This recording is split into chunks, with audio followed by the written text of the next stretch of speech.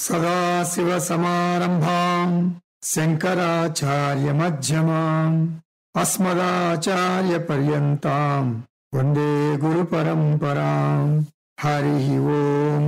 श्रीगुरुभ्यो नमः। हरिः ओम्।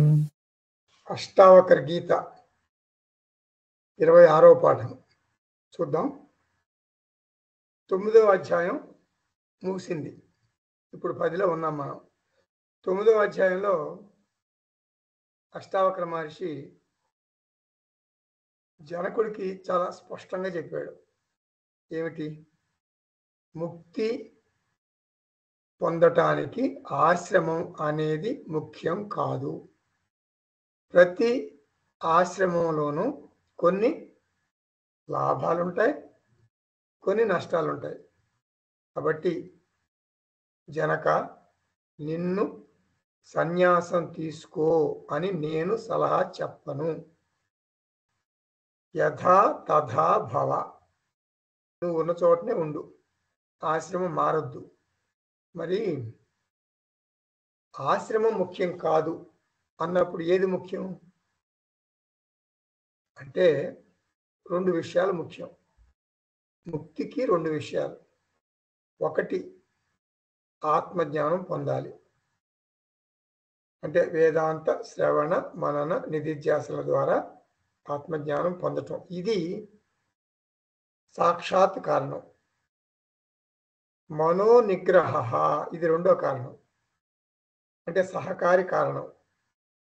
మనోనిగ్రహం ఉండాలి, చిత్తశుద్ధి ఉండాలి, అంటే ఆలోచనలు నియంత్రించాలి. ఇది మనకి మాండూక్య కారికలో పౌడపాదులు చెప్తారు. మనసో నిగ్రహాయత్తం అభయం సర్వదేహినాం దుఃఖక్షయ ప్రబోధచ్చ అభి అక్షయ శాంతి ఏవచ. ఇది మనోనిగ్రహం అంటే. ఇది మనకి జ్ఞాన యోగ్యత ప్రాప్తికి కావాలి, వేదాంత అధ్యయనానికి అర్హత కోసం కావాలి, అంటే జ్ఞాన ప్రాప్తికి కూడా కావాలి, జ్ఞాన నిష్ఠా ప్రాప్తికి కూడా కావాలి. అంతేకాదు, జ్ఞానాన్ని మనం బాగా జీర్ణించుకోవటానికి కూడా కావాలి, జ్ఞాన ఫలప్రాప్తికి కూడా కావాలి, అంటే ప్రయోజనం కలగటానికి కూడా చిత్తశుద్ధి కావాలి మనకి. వీటన్నింటికి కావాలి మనకి. ఏం కావాలి? చిత్తశుద్ధి కావాలి, మనోనిగ్రహం, ఆలోచనల నియంత్రణ. మనంతా వేదాంత విద్యార్థులం అనుకోండి. ఇప్పుడు వేదాంత విద్యార్థి ఏమనుకుంటాడు? నేను బాగానే అధ్యయనం చేశాను, మరి అర్థమైంది, నాకు బాగానే వేదాంతం అంతా బాగా అర్థమైంది, వంట పట్టింది. కానీ నా జీవితంలో ఈ ఆత్మజ్ఞానం ఉపయోగపడటం లేదు, ఎందుకనో తెలియట్లా, ఉపయోగపడటం లేదు అని అంటుంటారు. వేదాంత అధ్యయనం చేసేవాళ్ళు ఆ మాట అంటుంటారు. దీనికి ఏమిటంటే కారణం మనోనిగ్రహం లేదు అని, అంటే చిత్తశుద్ధి వాళ్ళకి లేదు, అంటే కావాల్సినంతగా లేదు. కాబట్టి 10వ అధ్యాయంలో అష్టావకర మహర్షి మనోనిగ్రహం గురించి చెప్తున్నారు పదే పదే. ముఖ్యంగా కొంతమంది వేదాంత విద్యార్థులకి ఉద్దేశించి బోధ చేస్తున్నారు అష్టావకర మహర్షి. ఎందుకు అంటే వేదాంత శ్రవణ మనన నిధిధ్యాసనలు చేసి నిజ జీవితంలో ఆత్మజ్ఞానం యొక్క ప్రయోజనం పొందలేని వారిని దృష్టిలో పెట్టుకొని అష్టావకర మహర్షి కొన్ని సూచనలు చేస్తున్నారు. మీరు మనోనిగ్రహం మీద దృష్టి పెట్టండి. మనోనిగ్రహంలో కూడా రాగం లేకుండా ఉండటం ముఖ్యం. రాగం లేకుండా ఉండటం అంటే వైరాగ్యం అన్నమాట. వైరాగ్యం పెంపొందించుకోండి, ఇది సహకారి కారణం. ఆత్మజ్ఞానము సాక్షాత్ కారణం, వైరాగ్యం సహకారి కారణం. వైరాగ్యం లేకపోతే ఆత్మజ్ఞానం బుద్ధిలో అంటే మన మనసులో ఒక మూల భద్రంగా ఉంటుంది. దయనీయమైన బానిస బతుకు. మన బానిస బతుకులో మార్పు ఉండదు. అంతా నీవే భగవాన్, కొంచెం నా సంగతి చూడు. ఇది బానిస బతుకంటే. అంటే రాగము జ్ఞాన ఫలం రాకుండా మనకి ఎలా అడ్డుకుంటుంది? ఎవరి మీద మనం రాగం పెంచుకున్నామో వారిని నియంత్రించాలని మనం ప్రయత్నిస్తాం. నా చెప్పు చేతల్లో ఉండాలి అంటే మనం ఎవరి మీద రాగం పెట్టుకుంటామో వాళ్ళు నా చెప్పు చేతల్లో ఉండాలి. నాకు అనుకూలంగా వారు జీవించాలి అని మనం ఆశిస్తాం. ముఖ్యంగా మన పిల్లల విషయంలో వారి ప్రతి కదలికను నేను గమనిస్తాను. వారు అంటే నా పిల్లలు నేను గీసిన గీటు దాటకూడదు. కొంతమంది అయితే వాళ్ళ పిల్లల కదలికలను గమనించడానికి ప్రత్యేకంగా కొంతమంది డిటెక్టివ్లు నియమిస్తారు. డిటెక్టివ్లు వాళ్ళు తెలియదు, వాళ్ళకి పిల్లలకు తెలియదు. వాళ్ళు మారువేషాల్లో ఉంటారు. వాళ్ళు ఎక్కడికి వెళ్తున్నారు, ఎవరితో మాట్లాడుతున్నారు, కాలేజీలో వాళ్ళు ఏం చేస్తున్నారు అన్నీ వాళ్ళు గమనిస్తుంటారు. గమనించి రికార్డ్ చేసుకుని వీళ్ళకి చెప్తారు పేరెంట్స్కి. పేరెంట్స్ మరీ ఎంత ఘోరం అంటే వాళ్ళు ఏ స్పెషలైజేషన్ తీసుకోవాలి, వారు ఏ కోర్సు చదవాలి, ఏ కాలేజీలో చదవాలా, అంతా నాదే నిర్ణయం. వాళ్ళు మళ్ళీ ఏం ఉద్యోగం చేయాలి అది కూడా పేరెంట్సే చెప్తారు. అంటే రాగం అంటే అటాచ్మెంట్. రాగం అనే నెపంతో వారి జీవితంలో ప్రతి అంశము నేనే నిర్ణయిస్తాను. నేనంటే పేరెంట్స్. ఇది సరైన పద్ధతి కాదు అంటుంది శాస్త్రం. ప్రేమించు, పిల్లలు ప్రేమించు, వాళ్ళ క్షేమం కాంక్షించు, కానీ రాగం పెట్టుకోకు. అది మంచిది కాదు. మనం ప్రణాళికాబద్ధంగా పిల్లల్ని పెంచవచ్చు, కానీ ఒక నియంతలాగా కాదు. ఒక నియంతలాగా నా అభిప్రాయాలను వారి మీద బలవంతంగా రుద్దకూడదు. ఏ వ్యక్తిని, ఏ వస్తువుని, ఏ సంఘటనను మనం నియంత్రించలేం. రాగం ద్వారా సెటప్ని మార్చాలని మనం ప్రయత్నిస్తాం. నాకు నియంత్రించే శక్తి లేదు కాబట్టి ఆందోళన, ఒత్తిడి, భయం ఉంటాయి కదా. రాగం ఎక్కువైతే ఆందోళన ఎక్కువ ఉంటుంది. ఇప్పుడు దీనన్నిటికీ కారణం ఏమిటి? రాగానికి కారణం ఏమిటి? అటాచ్మెంట్కి కారణం ఎవరు? నేనే. నేను? నాలో 2 నేనులు ఉన్నాయి. ఒకటి ఆత్మ నేను, 2 అహంకార నేను. అహంకార నేను కారణం అన్నమాట. అహంకార నేను. అహంకార నేను ఎవరు? ఒక పిరికి నేను. పిరికి, ఒక ఒత్తిడిగా ఉండే నేను. అహంకార నేను, పిరికి నేను, ఒత్తిడి నేను, శోక నేను, సంసారి నేను, అజ్ఞాని నేను, పరిమితమైన నేను, అనిత్యమైన నేను.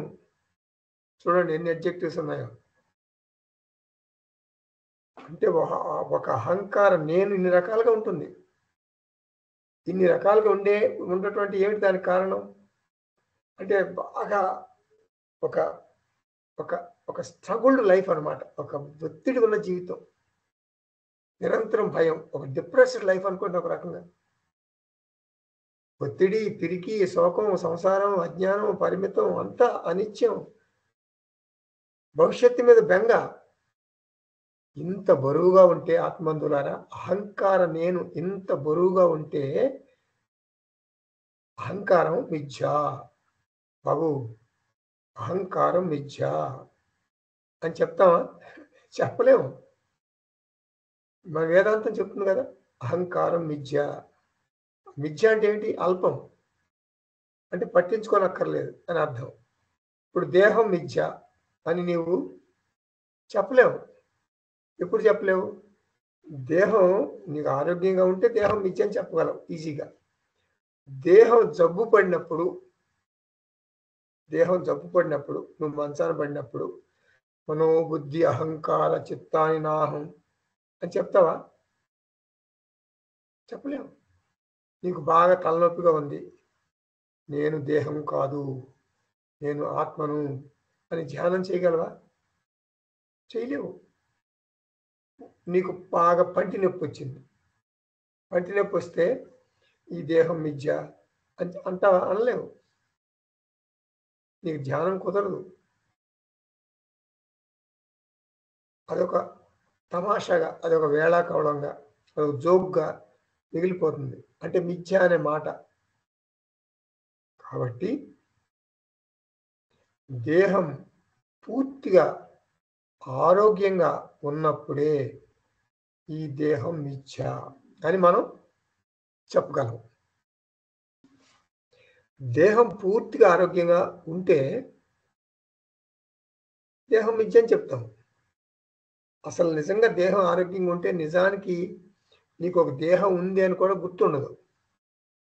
మోకాళ్ళ నొప్పులు అవి లేకుండా ఉంటే నీ వేదాంత క్లాస్ కూడా శ్రద్ధగా వింటావు. అలా కాకుండా నీకు మోకాళ్ళ నొప్పులు ఇంకా వేరే ప్రాబ్లమ్స్ తలనొప్పులు అవి ఉంటే క్లాసుని శ్రద్ధగా వినలేవు. కాబట్టి మిథ్యాత్మ నిశ్చయం కావాలంటే, మిథ్యాత్మ నిశ్చయం అంటే ఎవ్రీథింగ్ ఈజ్ మిథ్య, ఆత్మసత్యం అనాత్మ మిథ్య అని అనుకోవటం, నిశ్చయంగా అనుకోవాలంటే ఆరోగ్యకరమైన అనాత్మ కావాలి. అహంకారాన్ని తొలగించుకోవాలంటే, అహంకారం అంటే కార్యకరణ సంఘాతం, మనస్సు బుద్ధి చిత్తం అహంకారం, ఈ బాడీ అంతా ఇంద్రియాలు అంతా కలిసి అహంకారం అంటారు. అహంకారం అంటే ఈగో అని కాదు అర్థం. ఇక్కడ అహంకారం అంటే మన దేహం అని అర్థం. అహంకారం తేలిగ్గా ఉండాలి. వైరాగ్యం ఉంటేనే అహంకారం తేలిక ఉంటుంది. వైరాగ్యం ఉంటే అష్టావక్ర గీతని అర్థం చేసుకునే అర్హత నీకు కలుగుతుంది. అహంకారానికి ఏదైనా సమస్య ఉందనుకోండి, అహంకారానికంటే నీ అహంకారానికి, వేదాంతం పఠించేటటువంటి విద్యార్థి అహంకారానికి ఏదైనా సమస్య ఉంటే, ఆ వేదాంత అధ్యయనం చేసే విద్యార్థి క్లాసుకు వచ్చినా కూడా కొడుకు కూతురు మరి కోడలు అల్లుడు ఈ సమస్యలన్నీ వాడి మనసు చుట్టూనే, వాడు ఆమె అతను ఎవరైనా సరే జెండర్ ఆ మనసు చుట్టూ పరిభ్రమిస్తుంటాయి. రాగం ఎక్కువైతే అహంకారం ఎక్కువగా ఉంటుంది. అహంకారం ఎక్కువగా ఉంటే మరి ఎట్లా చెప్తాం అహంకారాన్ని మిథ్య అని? తోసిపుచ్చలేం కదా. కాబట్టి రాగం వలన అహంకార మిథ్యాత్వ నిశ్చయం కష్టం.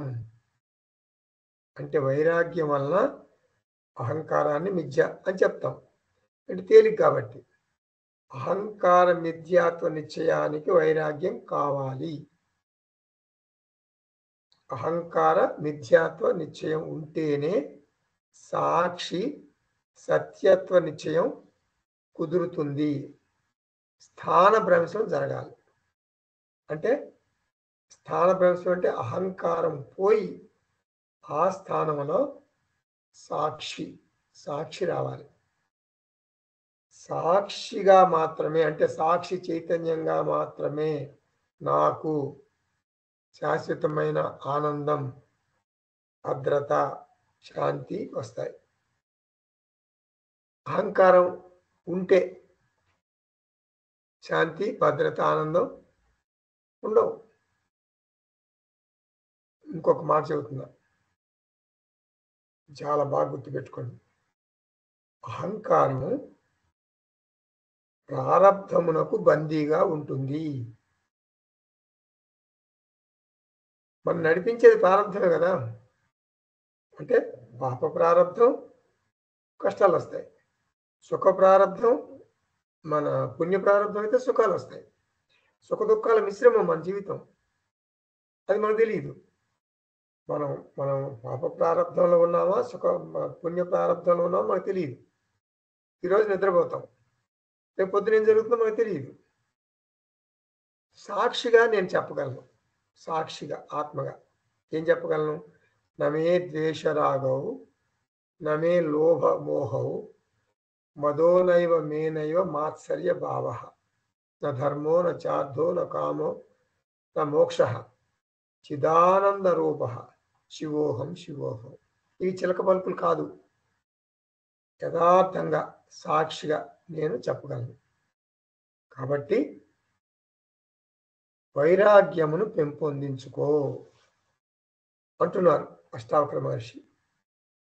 నువ్వు కుటుంబంతో సహకరించు, సఖ్యంగా ఉండు, నీ పాత్ర పోషణ చేయి. అంతేగాని ఎవరిని మార్చాలని ప్రయత్నించకు. ఇది చాలా చాలా ఇంపార్టెంట్ పాయింట్. కర్మని ఏవ అధికారః మా ఫలేషు కదాచన. నీ కొడుకుని ఒక మంచి స్కూల్లో చేరుస్తావు, అంతే. ఫీజు కడతావు, అంతవరకే. కానీ వాడి ఎగ్జామ్ నువ్వు రాస్తావా? వాడి ఎగ్జామ్ నువ్వు వెళ్ళి స్కూల్కి వెళ్ళి రాస్తావా? వాడు స్కూల్లో చేర్పిస్తావు, ఫీజు కట్టడం వరకు చేస్తావు. మార్కులు తెచ్చుకోవాల్సింది ఎవరు? నీ పుత్రుడే కదా. నువ్వు పరీక్ష రాయలేవు కదా. పిల్లలకు చేయగలిగినంత చేస్తాం, కానీ వారి భవిష్యత్తు మన చేతుల్లో లేదు. పిల్లలు ఒప్పుకుంటే మంచి కోడల్ని లేకపోతే మంచి అల్లుడిని తెస్తాం, తేగలం మనం. కానీ వారి వైవాహిక బంధం ఎలా ఉంటుంది మనం చెప్పలేము. అందాక ఎందుకు? నా దేహమే నా చెప్పు చేతల్లో ఉండదు. నేను నా కుటుంబాన్ని, ఈ జగత్తుని ఎలా కంట్రోల్ చేయగలను? నీవు చేయగలిగినంత చేసి వదిలేయి అంటున్నాడు అష్టావక్ర మహర్షి. మర్చిపో. నువ్వు చేయగలిగినంత. ఆందోళన వద్దు. వైరాగ్యం అంటే నీ కర్తవ్యం నీవు నిర్వహించు. కర్మఫలం గురించి ఆందోళన చెందకు. అది ఎలా జరగాలో అలా జరుగుతుంది. నీ చేతిలో లేదు. ఏం లేదు నీ చేతిలో? కర్మఫలం నీ చేతిలో లేదు. ఇది గుర్తుపెట్టుకోండి ఎప్పుడు. Pose POAS. పి అంటే పర్సన్, అంటే ఏ వ్యక్తి అయినా కూడా, ఓ అంటే ఆబ్జెక్ట్, ఏ వస్తువు అయినా కూడా, ఏఎస్ అంటే ఎనీ సిచ్యువేషన్, ఏ సంఘటన అయినా కూడా, ఏ వ్యక్తి అయినా, ఏ వస్తువు అయినా, ఏ సంఘటన అయినా నన్ను చెక్కు చెదరనివ్వకుండా ఉంటాను. నన్ను చెల్లింపు చేయలేదు, నన్ను డిస్టర్బ్ చేయదు అనమాట. అంటే నా మనసు అంత దృఢంగా ఉంటుందన్నమాట. అది ఒక పోజు. నేను ఏ వ్యక్తి అయినా కూడా, ఏ వస్తువు అయినా కూడా, ఏ సంఘటన అయినా కూడా నేను చెక్కు చెదరను, నన్ను చెల్లింపు చేయలేదు. ఇది ఒక పోజు. ఇంకొక పోజు ఏంటంటే POAS. ఇంకొక పోజు. పి అంటే ప్రణాళిక, అంటే ప్లానింగ్. ఓ అంటే అబ్సెషన్. అబ్సెషన్ అంటే సనుగుడు, గొనుగుడు, ఆందోళన అట్లా. ఏ అంటే యాంగ్జైటీ. యాంగ్జైటీ అంటే ఆవేదన. ఎస్ అంటే స్ట్రెస్. స్ట్రెస్ అంటే ఒత్తిడి. మళ్ళీ చెబుతున్నా, ఇంకో పోజ్ గురించి చెప్పుకుంటున్నాం మనం. పి అంటే ఏంటి? పర్ఫెక్ట్గా ప్లాన్ చేస్తాం మనం. మనం ఏదైనా పని చేయాలంటే గుడ్డి ఎత్తు చేలో పడినట్టు చెయ్యము. మనం పర్ఫెక్ట్గా, మనకు బుద్ధి ఉంది, భగవంతుడు బుద్ధి ఇచ్చాడు. మన బుద్ధి ప్రకారం చక్కగా ఇంటెలిజెంట్గా ప్లాన్ చేస్తాం, తెలివిగా ప్లాన్ చేస్తాము. అది మన చేతుల్లో ఉంది. పి అంటే అది. అంతేగాని ప్లాన్ చేసిన తర్వాత OAS ఉండకూడదు. ఓ అంటే అబ్సెషన్. అది జరుగుతుందో జరగదో, వాడు ఎదురొచ్చాడు, వీడు ఎదురొచ్చాడు, మరి వాళ్ళకి అట్లా జరిగింది, పక్కింటి వాళ్ళకి ఇలా జరిగింది, మరి నాకు కూడా జరగదు కదా, వాళ్ళకి జరగలేదు కదా. అది సనుగుడు, గొనుగుడు. అబ్సెషన్ అనమాట. ఇంకా అదే యావ. ఏ అంటే యాంగ్జైటీ. అదే యాంగ్జైటీ, ఆరాటం, పోరాటం, ఆవేదన అంతా. ఎస్ అంటే బీపీ పెరిగిపోతుంటుంది ఎప్పుడు, స్ట్రెస్. నేను అనుకున్నా కానీ జరుగుతుందో జరగదో. జరుగుతుందో జరగదో. 20 గంటలు ఒక ఫ్లైట్ ఎక్కి ఆ ఫ్లైట్ ఇక్కడ ఎక్కాము, 20 గంటలు ప్రయాణం చేసి తర్వాత దిగుతాం. 20 గంటల్లో ఎక్కడన్నా కింద పడిపోతే ఫ్లైట్ అంటే 20 గంటల్లో మధ్యలో పెట్రోల్ కొట్టించుకోడు, ఫ్లైట్ అక్కడ ఆగదు, అలా ఎగురుతుంటుంది. అంటే అట్టే స్ట్రెచ్ నేను 18 గంటలు 19 గంటలు 20 గంటలు అమెరికా ఎగురుతున్నా ఒక ఫ్లైట్లో. ఏం జరుగుతుంది మధ్యలో? మధ్యలో నాకు కనపడుతుంటాయి, సముద్రాలు కనపడుతుంటాయి, ఏదో కనపడుతుంటాయి. అంటే నేను వీడియోలో చూస్తుంటాను నా ఫ్లైట్ ఎలా వెళ్తుందో. ఎక్కడ సముద్రంలో పడిపోతే నేనేమైపోతాను సముద్రంలో పడిపోతే. ఇలా ఆలోచిస్తారనమాట. నువ్వు ప్లాన్ చేసావు, టికెట్ కొన్నావు, విమానం ఎక్కుతున్నావు, అమెరికా వెళ్ళడానికి విమానం ఎక్కావు, ఇక్కడ ఎక్కావు, అక్కడ దిగుతావు, అక్కడ దగ్గర నీ పిల్లలు వచ్చి నేను రిసీవ్ చేసుకుంటారు. That's it. దానికి ఓఏఎస్ అబ్సెషన్, యాంగ్జైటీ, స్ట్రెస్ ఉంటే ఎవరికి నష్టం? నీకే నష్టం. ట్రబుల్డ్ లైఫ్ ఉండకూడదు, ప్రణాళికాబద్ధంగా పనిచేయాలి. ఒత్తిడి, ఆందోళన, దిగులు ఉండకూడదు. తృష్ణ మాత్రాత్మకో బంధ. తృష్ణ అంటే రాగమే బంధము. తన్నాశో మోక్ష ఇష్యతే అంటే వైరాగ్యం ముక్తి కారణం. తృష్ణ అంటే రాగం బంధ కారణం, వైరాగ్యం ముక్తికి కారణం. భవ సంసక్తి మాత్రేన జ్ఞానం వైరాగ్యం రెండు పొందాలి. అన్నపూర్ణే సదాపూర్ణే శంకర ప్రాణ వల్లభే జ్ఞాన వైరాగ్య సిద్ధ్యర్థం అంటారు ఆది శంకరాచార్య. అష్టావక్ర మహర్షి ఒక అడుగు ముందుకేసి ఏమంటారు? బాబు, నీకు ఆత్మజ్ఞానం లేకపోయినా పర్వాలా, కేవలం వైరాగ్యం ఉంటే కూడా నీకు నువ్వు జ్ఞానం కంటే, ఆత్మజ్ఞానం కంటే గొప్పది వైరాగ్యం. వైరాగ్యం ఉంటే నీ మనసు ప్రశాంతంగా ఉంటుంది, ఆత్మజ్ఞానం లేకపోయినా పర్వాలా అని అష్టావక్ర మహర్షి అంటారు. అంటే వైరాగ్యం అంత ఇంపార్టెన్స్ ఉంది అని, ఆత్మజ్ఞానం ఉండకూడదని కాదు. ఆత్మజ్ఞానం కంటే వైరాగ్యం కలిగి ఉండటం అనేది చాలా చాలా ముఖ్యమైన అంశం అని అష్టావక్ర మహర్షి ఉద్దేశ్యం. ఇప్పుడు మనం 10వ అధ్యాయంలో 5వ శ్లోకం చూద్దాం. త్వమేకశ్చేతన శుద్ధ జడం విశ్వం అసత్తథా అవిద్యాపి న కించిత్సా కా భుభుత్సా తథాపితే. శుద్ధమైన చైతన్య స్వరూపం నువ్వు. మరి ప్రపంచం జడం, మిథ్య. ప్రపంచం మిథ్య అంటే ఏంటి? ఉనికి లేదు. మరి ప్రపంచం ఉనికి లేదు, నీవు చైతన్య స్వరూపం, రెండే కదా ప్రపంచం. నువ్వు ప్రపంచం కదా, రెండే కదా ఉన్నాయి. మరి మిథ్య ప్రపంచం కదా. నువ్వు దేన్ని తెలుసుకోవాలనుకుంటున్నావు? దేన్ని తెలుసుకోవాలనుకుంటున్నావు నువ్వు? వైరాగ్యాన్ని ఇంకా ఇంకా పెంచుకోవాలంటే నిరంతరం వేదాంత బోధన మనం గుర్తు చేసుకోవాలి. త్వం ఏకః చేతనః శుద్ధః, ఇది కదా వేదాంత బోధ. నువ్వు ఏకః అద్వితీయుడవు, రెండోది లేదు. చేతనః శుద్ధ చైతన్య స్వరూపుడివి. మన చైతన్యం అనగానే మన 5 లక్షణాలు మనకు గుర్తుండాలి. Nature of consciousness. చైతన్యం ఈ శరీరంలో ఒక భాగం కాదు, మరి ఈ శరీరంలో శరీరం యొక్క లక్షణం కాదు, శరీరం నుంచి ఉద్భవించింది కాదు. మరి ఇలా మనకు 5 లక్షణాలు ఉన్నాయి నేచర్ ఆఫ్ ది కాన్షియస్నెస్ గురించి, చైతన్య లక్షణాలు. అవన్నీ ఇక్కడ గుర్తుపెట్టుకోవాలి మనం, అవన్నీ మనసులో చెప్పుకోవాలి. శుద్ధ అంటే మలినాలు లేవు.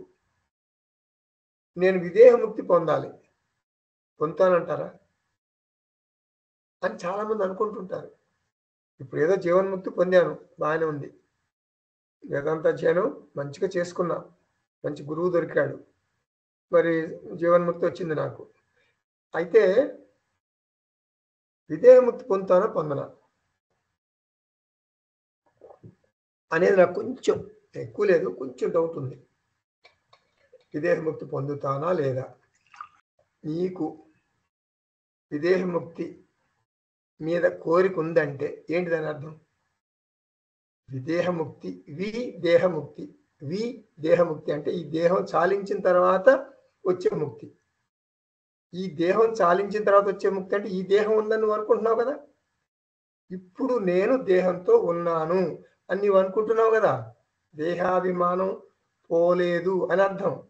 స దేహ, వి దేహ, ఈ విషయాలు అహంకారానికి సంబంధించినవి. నేను ఆత్మను, అహంకారం కాదు అని తెలిస్తే విదేహముక్తి అనే ప్రసక్తి రాదు కదా. నేను నిత్యముక్తుణ్ణి, నాకు ఎప్పుడూ దేహం లేదు, దేహం ఎప్పుడూ లేదు, సంసారం ఎప్పుడూ లేదు. ఈ జ్ఞానం ఉంటే ఇప్పుడు నీకు ఇది ఉంది, విదేహముక్తి వస్తుందా రాదా అనే ఆలోచన నీకు రాదు. శుద్ధ అంటే, శుద్ధ అంటే ఏమిటి దాని అర్థం?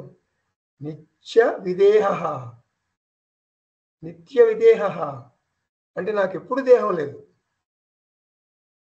మరి కనిపించే ఈ ప్రపంచ సంగతి ఏమిటి? విశ్వం అసత్ జడం. ఈ జగత్తు, నీ కుటుంబం, నీ దేహం, నీ మనస్సు, ఈ సంఘటనలు, ఈ దృశ్యాలు అన్నీ అసత్, అన్నీ జడం. జడం అంటే అచేతనం, అంటే మిథ్య. ఇక్కడ అసత్ అంటే మిథ్య. ఓకే, మరి సృష్టికి కారణం ఏమిటి? సృష్టికి కారణం ఎవరు? అవిద్య. తథా అంటే పైగా అవిద్య అపి నాకించిత్ అంటే అజ్ఞానం అనేటటువంటి మాయ. మాయ అన్న అజ్ఞానం అన్న ఒకటే. ఈ మిథ్యా ప్రపంచానికి కారణం ఆ మాయ కూడా నకించిత్ అంటే మిథ్య. నకించిత్ అంటే అసత్, అసత్ అంటే మిథ్య. ఇప్పుడు నువ్వేం చేయాలి?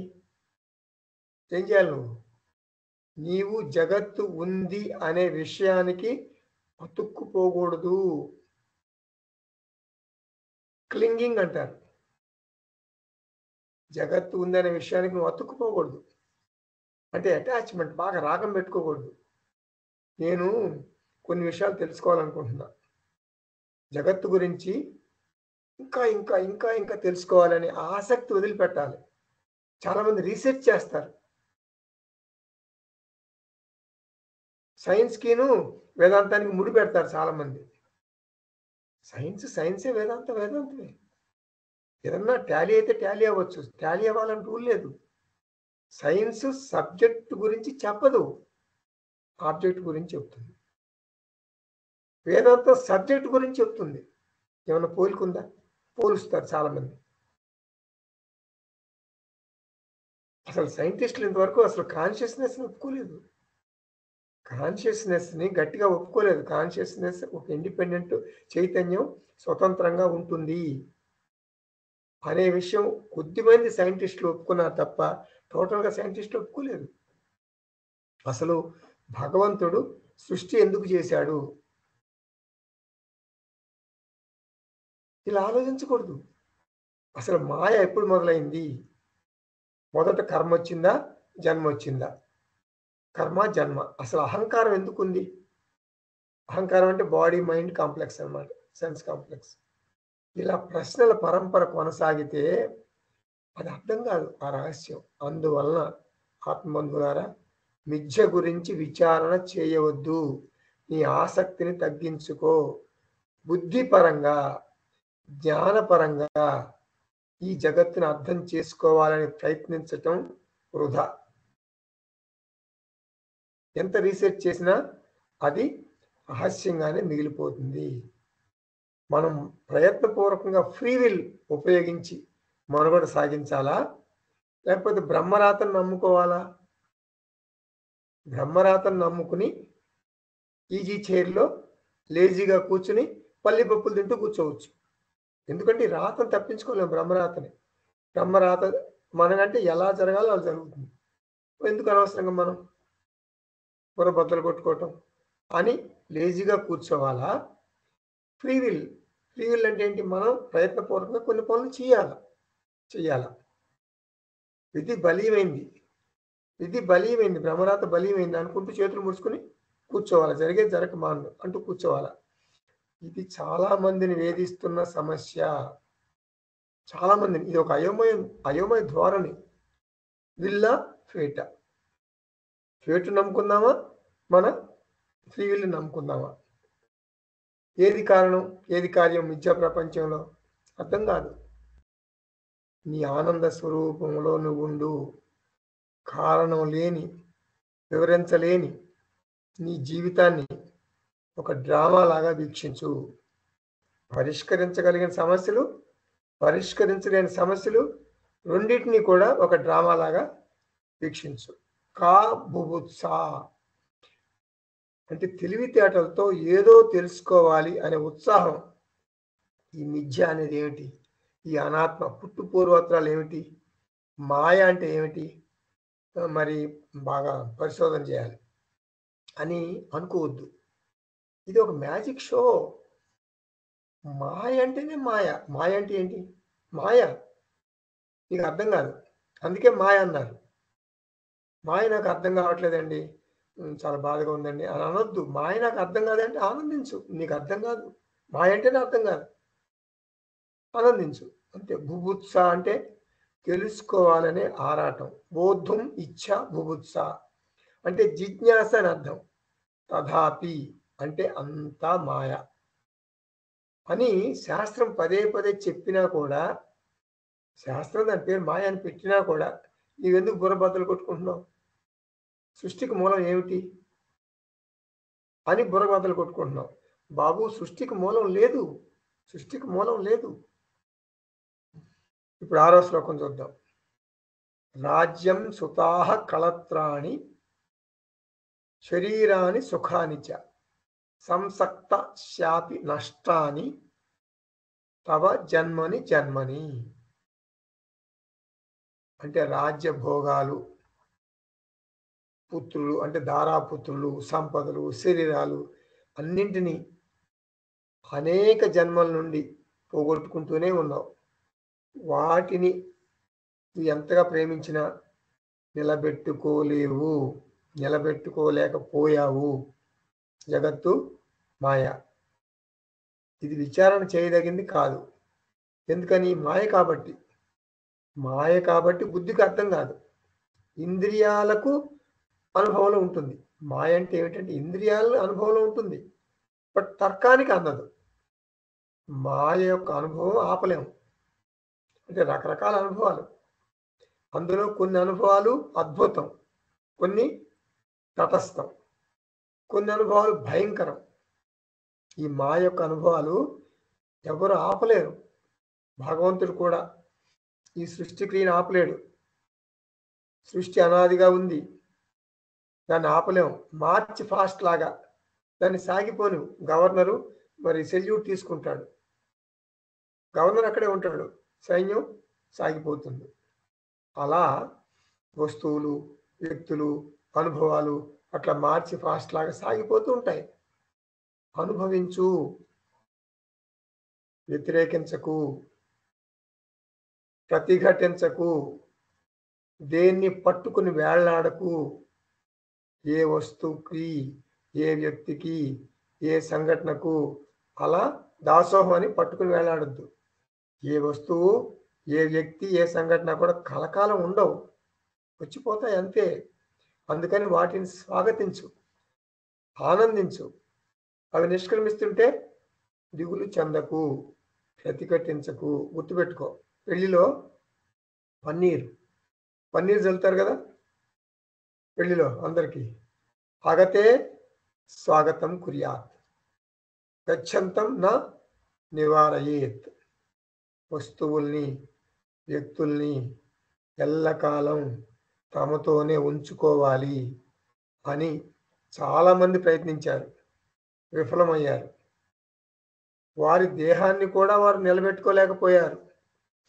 నాకు చావు ఉండకూడదు అని ఒక ఆయన ఆయుర్వేదంలో ఒక మందు కనిపెట్టాడు. ఆ మందు చాలా చాలా చాలా చాలా సంవత్సరాలు కష్టపడి రీసెర్చ్ చేసి కనిపెట్టాడు. అంటే ఆ మందు సేవిస్తే ఆయుర్వేదంలో ఇంకా చావు ఉండదు. ఆ మందు సేవిస్తే మాత్రం చావు ఉండదు. ఆ మందు కనిపెట్టాడు. మరి ఆ మందు కనిపెట్టిన ఆయన బతుకున్నాడు ఇప్పుడు? లేడు కదా. అంటే ఆ మందు విఫలమైందనే కదా. కాబట్టి ఎవరి దేహాన్ని వారు ఉంచుకోలేరు, నిలబెట్టుకోలేరు. జన్మించిన వాడికి మరణం తప్పదు, వచ్చేది రానివ్వు. పోయేవి పోనివ్వు. ప్రతిఘటన లేదు. దేన్ని గట్టిగా పట్టుకోకు. అంతా అనిత్యం అని తెలుసుకో. ఇది జ్ఞానం అంటే.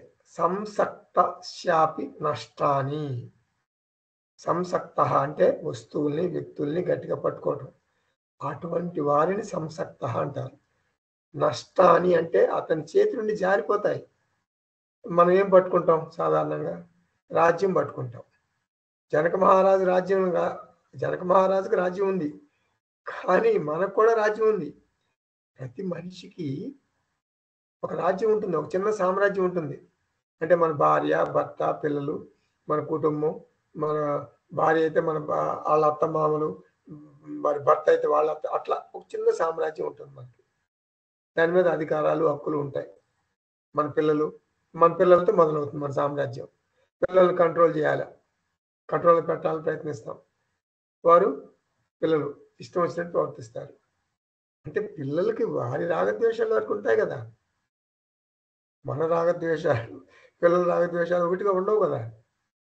నేను ఒక తప్పు చేశాను. ఈ వేదాంతానికి, ఈ భగవద్గీతకి, ఉపనిషత్తులకి, అష్టావకర గీతకి చాలా చాలా లేట్ చేశా. నాకు 50 సంవత్సరాలు వచ్చిన తర్వాత వచ్చా. కానీ నా పిల్లలు అట్లా చేయకూడదు. నా పిల్లలు 20-25 ఇయర్స్కి శాస్త్రం నేర్చుకుంటే బాగుపడతారు కదా. నేను చేసిన తప్పు వాళ్ళు చేయకూడదు. కాబట్టి నా పిల్లలు అలా కాకుండా బాల్యంలోనే భగవద్గీతను ఔపాసన పట్టాలి అని చాలామంది కోరుకుంటారు. నేను లేట్ చేశాను ఈ ఆధ్యాత్మిక జీవితానికి రావటానికి. పిల్లలు అలాగ ఉండకూడదు, నాలాగా చేయకూడదు.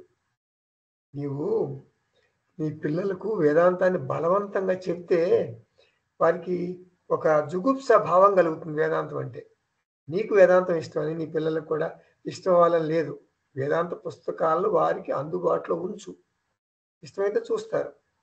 వారిని కంట్రోల్ చేయాలని ప్రయత్నించుకో. పిల్లల ఇష్టాలను మనం నియంత్రించలేము. ఇది మాయ యొక్క స్వభావం. నువ్వు ప్రయత్నించు, సలహా చెప్పు, నువ్వు చేయగలిగినంత చెయ్యి. నువ్వు తండ్రిగా నీ బాధ్యతగా చెయ్యి. వారు నీ మాట వింటే చెయ్యి. అది సందేహమే, వింటారో వినరో. నీ వారితో నీ జ్ఞానాన్ని పంచుకో. నీ పిల్లలు నీలాగే జ్ఞానులు కావాలని కోరుకో, తప్పులేదు, అంతే. కానీ భరోసా లేదు, మన ఊహకు అందదు. ఇది ఎవరు చెప్తున్నారు? అష్టావక్ర మహర్షి చెప్తున్నారు. రాజ్యం అంటే నీ పిల్లలు, సుతాహ నీ శక్తి, నీ కుటుంబం, కలత్రాణి. కలత్రం అంటే భార్య. ఇక్కడ ఈ శ్లోకంలో భార్యలు అని ఉంది. ఇది ఒక ప్రింటింగ్ మిస్టేక్ అని అనుకోవద్దు మీరు. ఇది తప్పు కాదు. భార్యలు ఎందుకన్నారంటే అష్టావక్ర మహర్షి ఒక శిష్య బృందానికి చెప్తున్నారు కదా. శిష్య బృందాన్ని ఉద్దేశించి బోధిస్తున్నాడు కాబట్టి భార్యలు. ఇప్పుడు ఒక్కో శిష్యుడికి ఒక భార్య ఉంటుంది కదా, అందుకని భార్యలు అన్నాడు. శరీరాన్ని అంటే నీ దేహం. శరీరాలు ఎందుకన్నాడు? శరీరాన్ని ప్లూరల్ నెంబర్ కదా, ఎందుకన్నాడు అంటే స్థూల సూక్ష్మ కారణ శరీరాలు, అదొక అర్థం. ఇంకొక అర్థం ఏంటంటే అనేక జన్మల్లో జీవుడు పొందిన శరీరాలు, అది మరొక అర్థం. శరీరాన్ని వాడుకోమని ఇస్తాడు భగవంతుడు మనకి. యూజ్ అండ్ లూజ్ అంటారు. యూజ్ చేసుకో, పోగొట్టుకో, అంతే. నువ్వు ఓనర్ కాదు, you are the user, you are not the owner అంటారు ఇంగ్లీష్లో. నీ సొంత శరీరం కూడా వాడుకోవటానికి భగవంతుడు ఇచ్చాడు. జగత్తుతో వ్యవహారం నడిపి చతుర్విధ పురుషార్థాలు అంటే మనుష్య గమ్యాలు, మనిషి యొక్క గోల్స్, మనిషికి గోల్స్, లక్ష్యాలు. చతుర్విధ పురుషార్థాలు అంటే పురుష అంటే హ్యూమన్ బీయింగ్, ఆడవాళ్ళు మగవాళ్ళు అందరినీ కలిసి పురుష అంటారు సంస్కృతిలో. అర్థాలు అంటే గోల్స్ అనమాట. చతుర్విధ అంటే 4. సో మనిషి ఎందుకు పుట్టాడు అంటే చతుర్విధ పురుషార్థాలు పొందటానికి, సాధించటానికి పుట్టాడు. ఈ జగత్తులో నీ దేహంతో సహా ఏది నీ సొంతం కాదు. ఈ జగత్తులో నీ దేహంతో సహా ఏది నీ సొంతం కాదు. సుఖానిచ పసిపిల్లలుగా ఉన్నప్పుడు సుఖం ఇస్తారు పిల్లలు. పెరుగుతున్న కొద్దీ సమస్యలను ఇస్తారు. వాటిని ఆస్వాదించు. అందరూ స్వేచ్ఛ కోసం ప్రయత్నిస్తారు. ఎవ్వరు కూడా మరొకరు చెప్పినట్లు వినాలని అనుకోరు. ఒక సహజ సిద్ధమైనటువంటి పుట్టుకతో వచ్చిన కోరిక ఏంటది? నేను స్వేచ్ఛగా బతకాలి. పిల్లలు వాళ్ళ స్వేచ్ఛ కోసం వాళ్ళు ప్రయత్నిస్తారు. అది వారి సహజ స్వభావం. నేను నివారించలేను. ఇది గనక నీకు అర్థమైతే, ఈ ఉపాయం నీకు అర్థమైతే కుటుంబ జీవనం మజా మజా. లేకపోతే కుటుంబ జీవితం ఒత్తిడి, భయం, ఆందోళన ఇవన్నీ కలిసి నష్టాని అన్నారు. అంటే నశించిపోతాయి అని అర్థం. అంటే అనిత్యం అని తెలిసి కూడా మరి నువ్వెందుకు పట్టుకుంటున్నావు? నువ్వు చేయగలిగింది చేసి పిల్లల్ని వారి మానాన వారిని జీవించనీవు. ఇది మనకు ఎప్పుడు అనుభవంలోకి వస్తుంది? అంటే ఏ జన్మలో మనకు అనుభవంలోకి వస్తుంది? జన్మని అంటే ప్రతి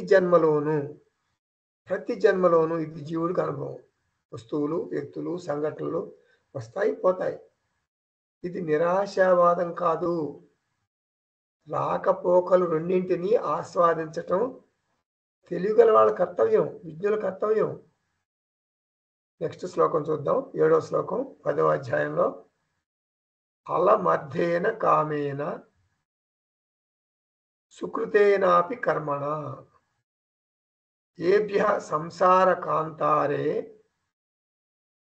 న విశ్రాంత మభూన్మనః. ఇప్పటికీ అనుభవించబడిన కోరికలు, సంపదలు, ధర్మకార్యాలు చాలు. ఈ ప్రపంచం అనేటటువంటి మహా అరణ్యంలో మనసుకి శాంతి లభించడం లేదు. కాబట్టి ఒక చోట మనం చెక్ పెట్టేయాలి. చతుర్విధ పురుషార్థాల్లో, ధర్మ అర్థ కామ మోక్షాల్లో మొదటి 3 పురుషార్థాలు అంటే ధర్మం, అర్థం, కామం. అవి మాయ కిందకు వస్తాయి. అవి అంటే అనాత్మ కిందకు వస్తాయి. ధర్మం అంటే ఏంటి? ధర్మం అంటే పుణ్యం. అర్థం అంటే సంపదలు. కామం అంటే సంపదలు. అర్థం అంటేనేమో భద్రతను ఇచ్చే సంపదలు. కామం అంటే సుఖాన్ని ఇచ్చేటటువంటి సంపదలు, అంటే ఆనందాన్ని ఇచ్చే సంపదలు అని అర్థం. తేడా ఏమిటి?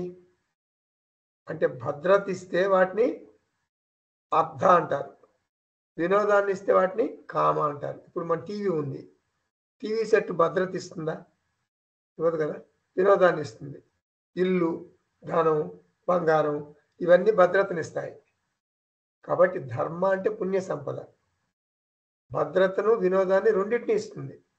ఇది ధర్మం, పుణ్యం. అంటే 2 in 1 అన్నమాట. సంపద అంటే వస్తువులు కావచ్చు, వ్యక్తులు కావచ్చు, బంధువులు కావచ్చు. నేను గట్టిగా పట్టుకున్న వ్యక్తులను, వస్తువులను భద్రత కోసం, వినోదం కోసం, అంటే వీటన్నిటినీ కూడా మాయ అంటారు. కారణం ఎందుకంటారు మాయ అని? అలా అంటానికి కారణం ఏమిటి? ఎందుకంటారంటే అవి వచ్చిపోయేవి, అవి నిలకడగా ఉండవు, అవి దృశ్యం. కాబట్టి నీ దృష్టి ఎలా ఉండాలి అంటే ధర్మార్థ కామాల పట్ల నీకు దృష్టి ఎలా ఉండాలి? వచ్చిపోయే కదా. నీ దృష్టి ఎలా ఉండాలి? రాగం పెట్టుకోకూడదు నువ్వు, కానీ నువ్వు రాగం పెట్టుకుంటున్నావు. అవి కూడా నీ మార్చ్ ఫాస్ట్ లిస్టులోకి రావాలి. మార్చ్ ఫాస్ట్, అక్కడ గవర్నర్ నుంచి ఉంటే మార్చ్ ఫాస్ట్ వెళ్ళిపోతుంటారు. సంఘటనలు అట్లా జరిగిపోతుంటాయి. నీ దేహం నీకు ఆనందాన్ని ఇస్తుంది, ఇది పుణ్య ప్రారంధం ఉంటే. అదే నీ దేహమే నీకు దుఃఖాన్ని ఇస్తుంది, పాప ప్రారంధం ఉంటే. అలం, చాలు, స్టాప్. అంటే ఏంటి? రాగం వద్దు.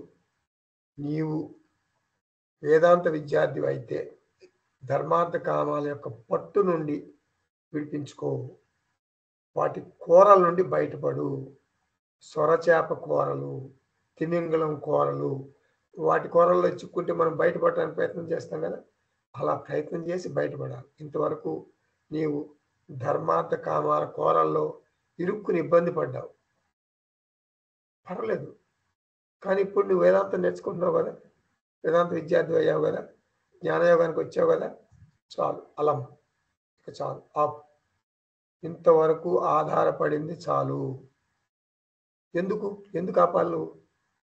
ఎందుకంటే ఏభ్య మనః నా విశ్రాంతం అభూ, అంటే వాటి మీద ఆధారపడితే మనసుకు శాంతి ఉండదు.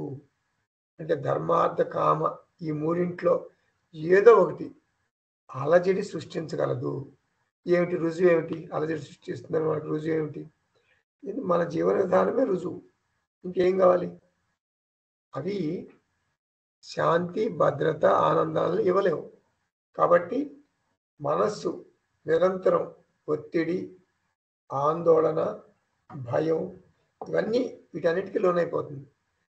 డిస్ట్రెస్డ్ మైండ్ అంటారు. డిస్ట్రెస్డ్ మైండ్ అంటే బాగా ఆందోళనగా ఉన్నటువంటి మైండ్, ఒత్తిడి ఉన్న మైండ్. DE-స్ట్రెస్, ది స్ట్రెస్డ్ మైండ్ చేసుకోవాలి. అంటే ఒత్తిడి ఉన్న మనసుని తేలిక చేసుకోవాలి. డిస్ట్రెస్డ్ మైండ్ని ది స్ట్రెస్డ్ మైండ్ చేసుకోవాలి. తెలియగల పని. అజ్ఞానంతో ఇంకా నాకు మంచి రోజులు వస్తాయి అంటే అజ్ఞానం ఉంటే ఇలా అనుకుంటాం, మంచి రోజులు వస్తాయి, సమస్యలన్నీ శమించిపోతాయి.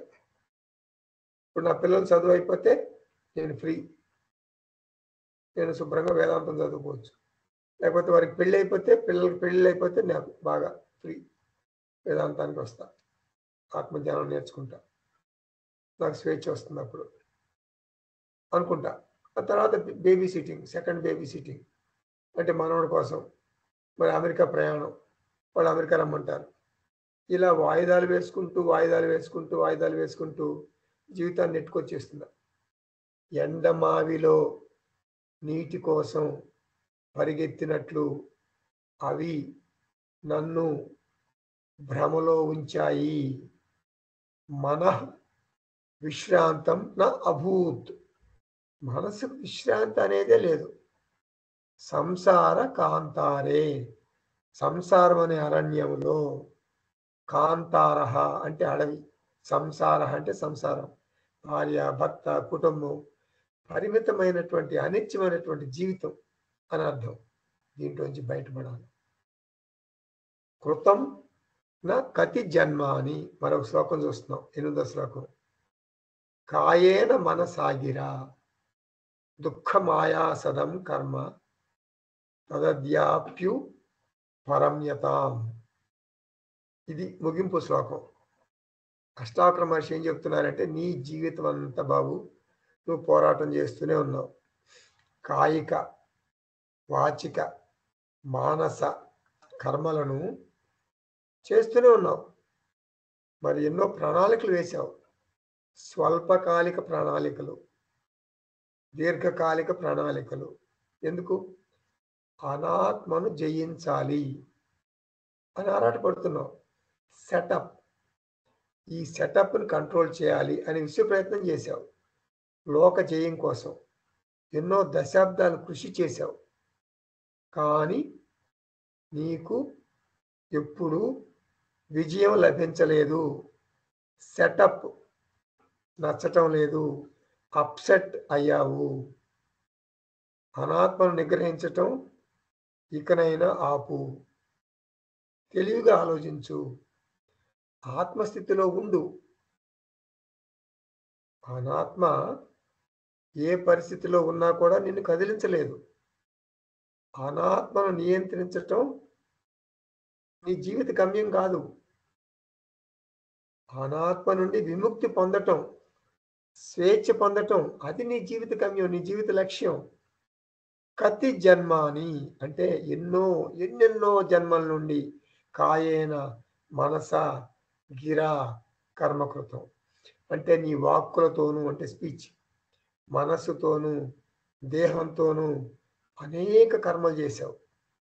కాయ అంటే దేహం, మనం అంటే మనహ అంటే మనస్సు, గిర అంటే స్పీచ్ మాటలు అనమాట. గిరా అంటే మాటలు. చాలా చాలా కష్టమైన పనులు చేశావు. ఒత్తిడితో అకృత్యాలు చేశావు. ఆయాసదం. ఆయాసదం అంటే మానసిక ఒత్తిడిని ఇచ్చేటటువంటి కర్మలు. ఎన్నెన్నో అనేక కర్మలు చేశావు. ఒక జన్మ కాదు, కతి జన్మ అని కోట్ల జన్మల నుండి చేశావు. నీకెప్పుడన్నా విజయం లభించిందా? చేశావు, లభించలేదు. కర్మకృతం. కాబట్టి ఇప్పుడు నీ లక్ష్యం ఏమిటి? తత్ అద్యాపి ఉపరమ్యతాం. ఇక ముందు నువ్వు మార్చుకో, డైరెక్షన్ మార్చుకో, దిశ మార్చుకో, నీ దృష్టిని మార్చుకో. అనాత్మను జయించాలని ప్రయత్నించకు. ఆత్మజ్ఞానంతో ఉండటం నేర్చుకో. మనోజయం సాధించు. లోకజయం అనే ఆరాటం కట్టిపెట్టు. అహంకారాన్ని మిజ్జుగా తెలుసుకో. ఆత్మస్థితిలో ఉండు. నీ స్వస్వరూపంలో నిత్య ఆనంద స్వరూపంలో ఉండు. ఇదే జ్ఞాన నిష్ట. ఇదే జ్ఞాన ఫల ప్రాప్తి. తథాస్తు. ఓం తత్సత్. సర్వం శ్రీకృష్ణార్పణమస్తు. ఓం పూర్ణమదః పూర్ణమిదం పూర్ణాత్ పూర్ణముదచ్యతే పూర్ణస్య పూర్ణమాదాయ పూర్ణమేవావశిష్యతే. ఓం శాంతి శాంతి శాంతి. హరి ఓం. శ్రీ గురుభ్యో నమః. హరి ఓం.